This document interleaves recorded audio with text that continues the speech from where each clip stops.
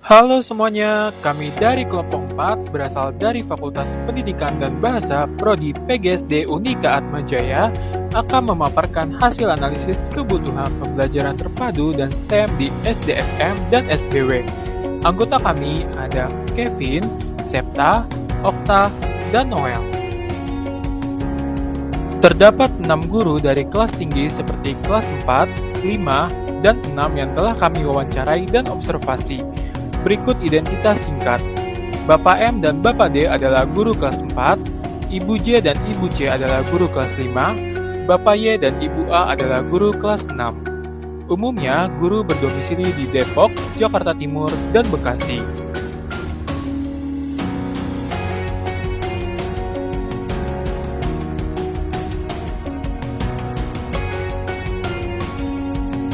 Penyusunan administrasi di SDSM dan SDSBW terdiri dari program tahunan, program semester, silabus, jadwal pelajaran, dan RPP. Dalam sistem penyusunannya, guru di SDSM menentukan program tahunan, program semester, silabus, jadwal, dan RPP sudah dilakukan di awal tahun ajaran baru dan dilakukan dengan berdiskusi.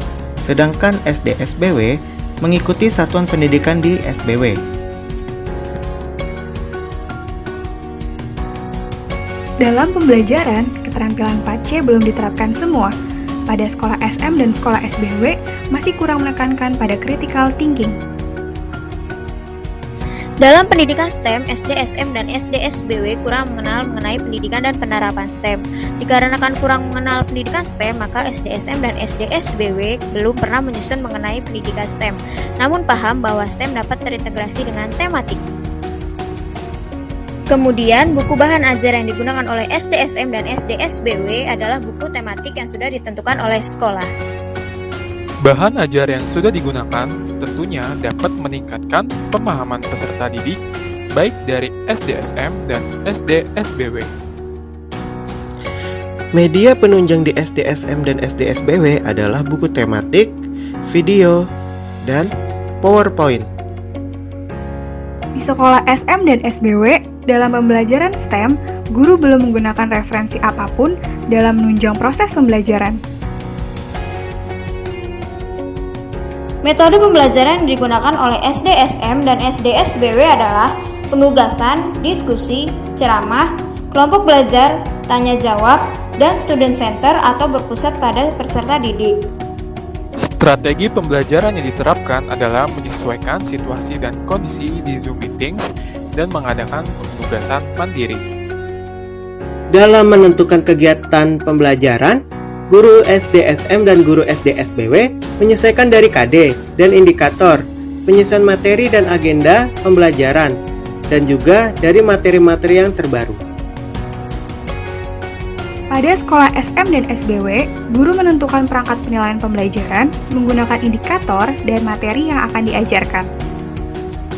Sekolah SM dan sekolah SBW belum tersedia media pembelajaran yang digunakan dalam pembelajaran terpadu. Sekolah SM dan sekolah SBW belum terdapat media pembelajaran yang digunakan dalam pembelajaran STEM. Secara keseluruhan, media pembelajaran yang digunakan di SDSM dan SBW cukup efektif dan dapat meningkatkan keaktifan peserta didik.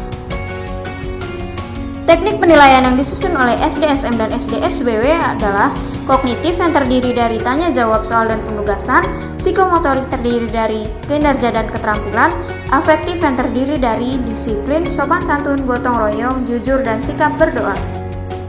SDSM dan SDSBW belum pernah menerapkan pembelajaran STEM.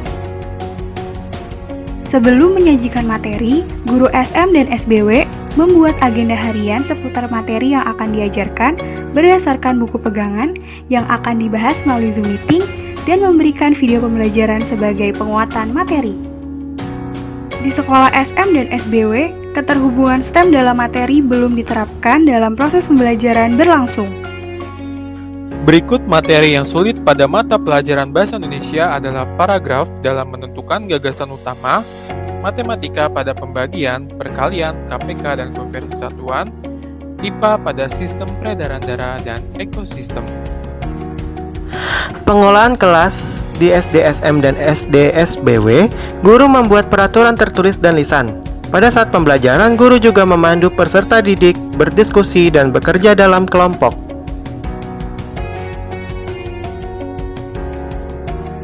Pengelolaan kelas saat PTMT di SDSM dan SDSBW, PTM ini cukup efektif. Namun, hal ini tergantung peserta didik yang mengikuti PTMT dari jumlah peserta didik keseluruhannya di dalam kelas.